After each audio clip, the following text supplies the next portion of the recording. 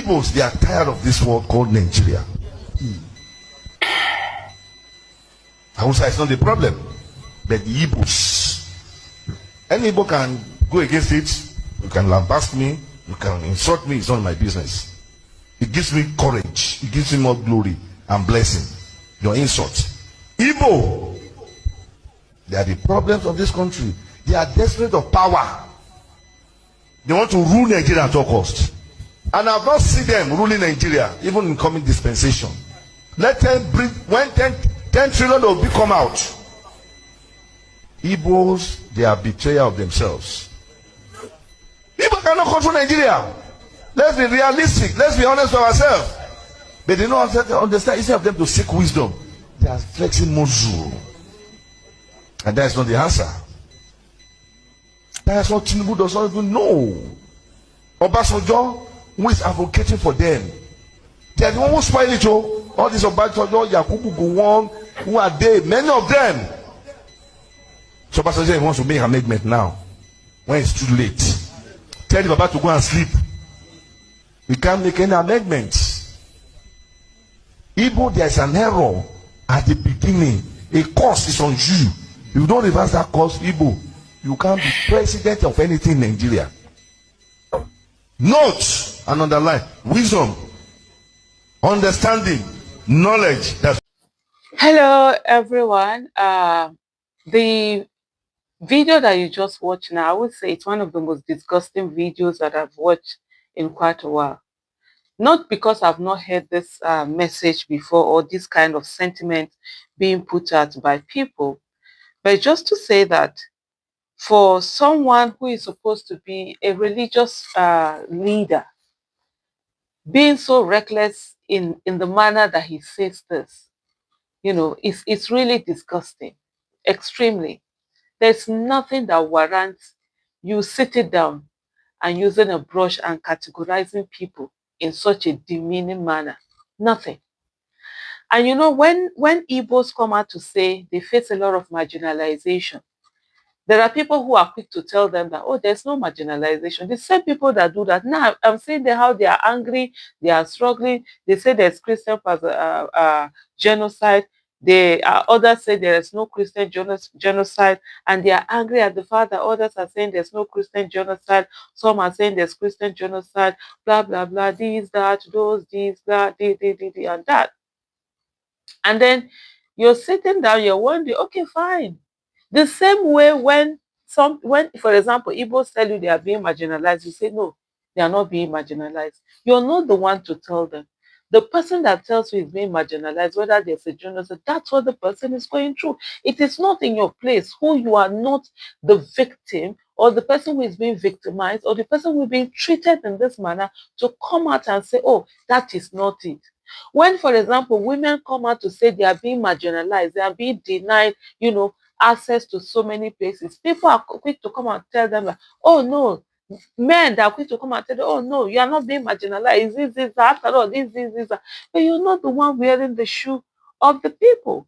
For example, when people who are different minority in certain places, their religion is minority, whether you're a Muslim minority in a particular place, and yet you're telling the people that, oh, we are going through this, the people are quick to tell you that, oh no, you can't be going through this because we do this, but you're not the one who is bearing the brunt. When, for example, Muslims are coming out to this Islamophobia, some people, no, there's no Islamophobia. You're the ones who are doing A, B, C, D, this, that, there's this. But you're not the one to tell people who are going through something this. Just imagine this statement. Let's even add an issue there. I felt so enraged when I saw this video. I really couldn't even watch it to the end. It's just like crazy. What is this? First of all, you're talking about, oh, Igbos and leadership. They want to be leaders. It's been 26 years since Nigerian democracy, right? This uninterrupted democracy. Has an Igbo man been president? Has an Igbo woman been president? No.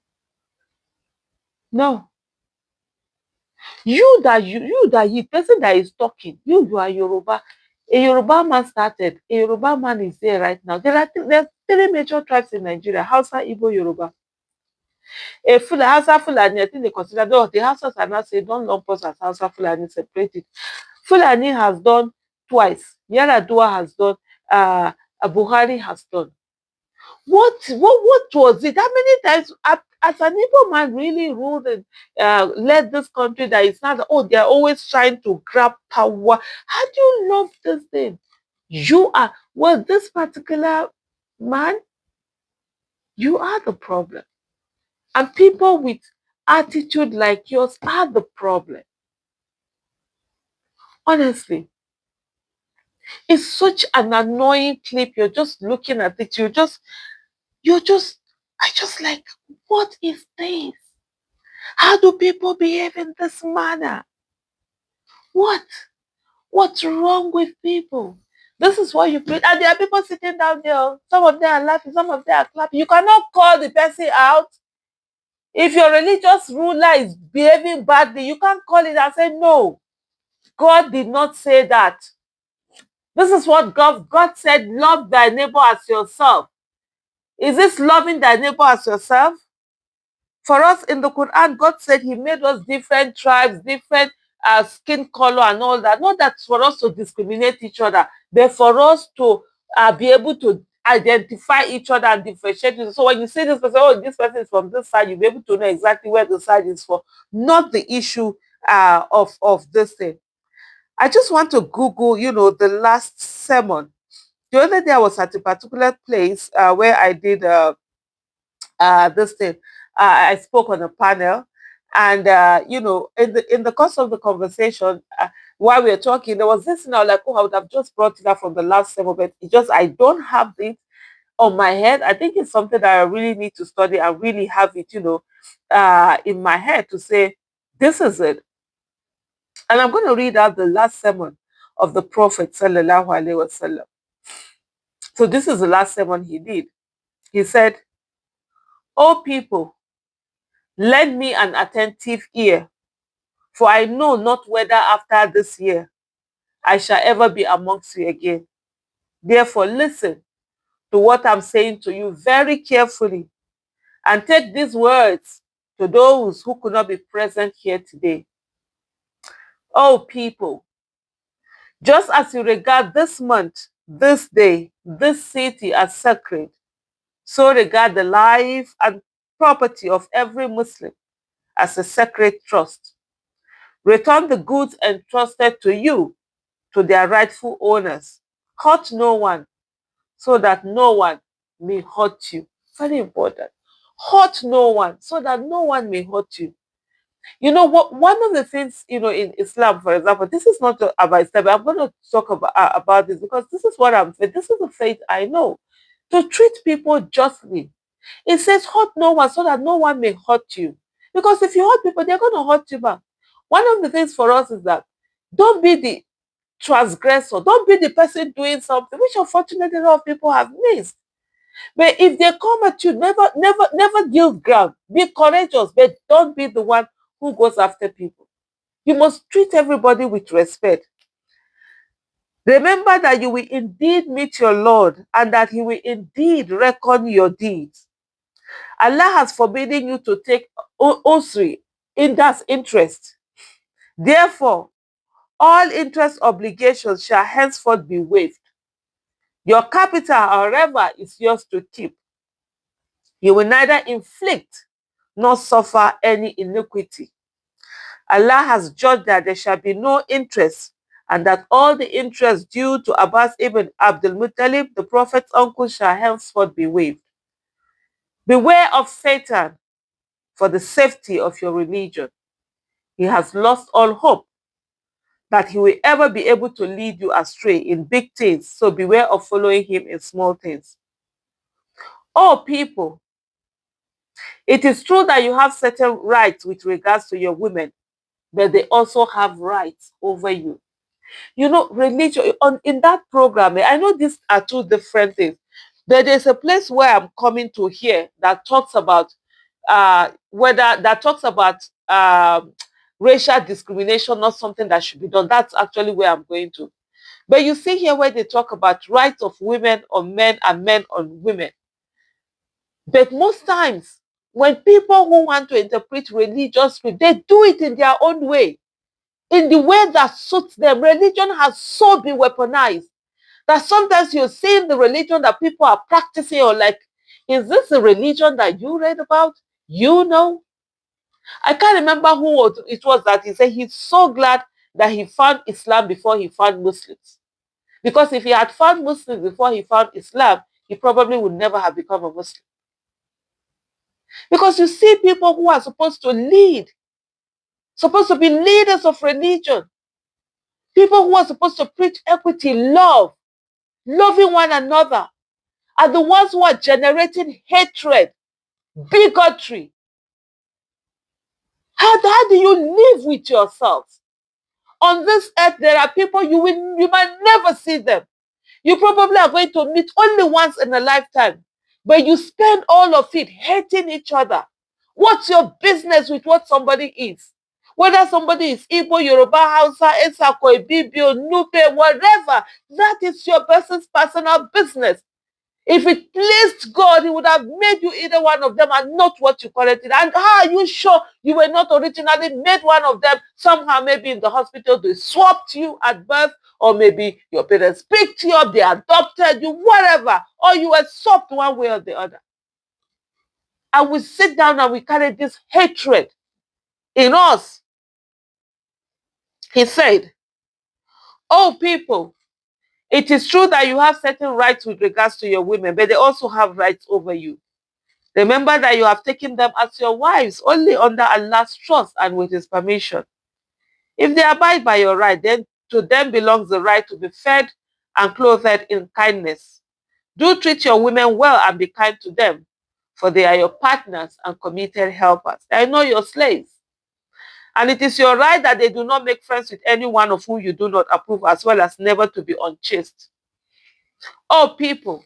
And just to give us a bit of background also, these were revealed at the time when women were treated as nothing, at the time when they would even bury a girl alive, a child alive, just because she's female. This was the time when this was even revealed, to tell you how much. That is over 1,000 years ago. Oh, people, listen to me in earnest. Worship Allah, perform your daily 5 prayers, fast during the month of Ramadan, and give your word in zakah. Perform Hajj if you can afford it. Perform Hajj if you can afford it. Not perform Hajj if your government can subsidize it. Not perform Hajj if your government can pay for it. I don't know where they've gotten to a place today where we're saying, I'm jumbling this thing because I'm getting somewhere, but in this thing, I just have to explain some of this thing. This situation where people are now sitting down, monies that should be used for education, train young people, healthcare, basic things, give people food to eat, subsidize food so that Nigerians will be able to get food, give farmers what they can use to farm very well, buy this food for them, whatever it is, make sure that food is cheap, people get nutritious food, you will pack it, you're using it to send money to other people in another country to do pilgrimage. All mankind, and this is where I was coming from, why I decided to read the last sermon of the Prophet sallallahu alaihi wasallam. It says all mankind is from Adam and Eve. An Arab, remember they were Arabs then, an Arab has no superiority over a non-Arab, and a non-Arab has no superiority over an Arab. Also, a white has no superiority over black, nor does a black have any superiority over white, except in piety and good action. How is your faith between you and God? That's how you're rated. What's your good action? You are a good person. That's what rates you. This particular man of God, now will I call him, or this religious ruler, there's no good action here. What the video you just watched, there's no good action in that video. And then it goes on to say, learn that every Muslim is a brother to every Muslim, and the Muslim constitute one brotherhood. Nothing shall be legitimate to a Muslim which belongs to a fellow Muslim, unless it was given freely and willingly. Do not therefore do injustice to yourselves. Remember, one day you will appear before Allah and answer for your deeds. So beware. Do not stray from the path of righteousness after I'm gone. O people, no prophet or apostle will come after me, and no new faith will be born. Reason well, therefore, O people, and understand words which I convey to you. I leave behind me two things, the Quran and my household, Ahlul Bayt. And if you follow these, you will never go astray. All those who listen to me shall pass on my words to others, and those to others again. And may the last ones understand my words better than those who listen to me directly. Be my witness, O Allah, that I have conveyed your message to your people. I know these are two different striking things, but I just needed to bring out that part that said this nobody is superior to another. And I'm sure if you go to the uh, uh, uh, the Bible and other scriptures, related, it says the same thing. But here every day people are always preaching hatred. When are you going to preach love? Let love rule.